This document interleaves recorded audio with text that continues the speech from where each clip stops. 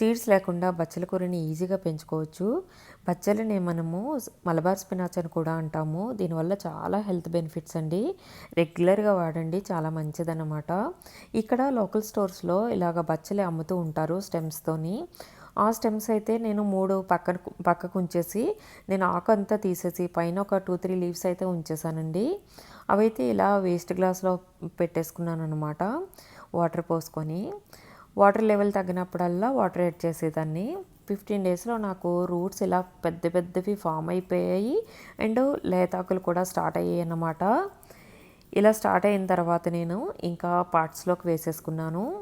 వేసిన తర్వాత ఇంకా బతుకుతాయో లేదో అని ఒక డౌట్ అన్నమాట. ఒక 1 వీక్ అయితే చక్కగా ఇలాగ ఫ్రెష్గా ఆకులు స్టార్ట్ అయ్యాయి. చాలా బాగున్నాయండి బచ్చలి. 2 పార్ట్స్లో కూడా మంచిగా బతికాయి. నేను దీనికి ఇంకా టీ పొడి అవన్నీ వేసేస్తున్నాను అనమాట ఇంట్లోవి.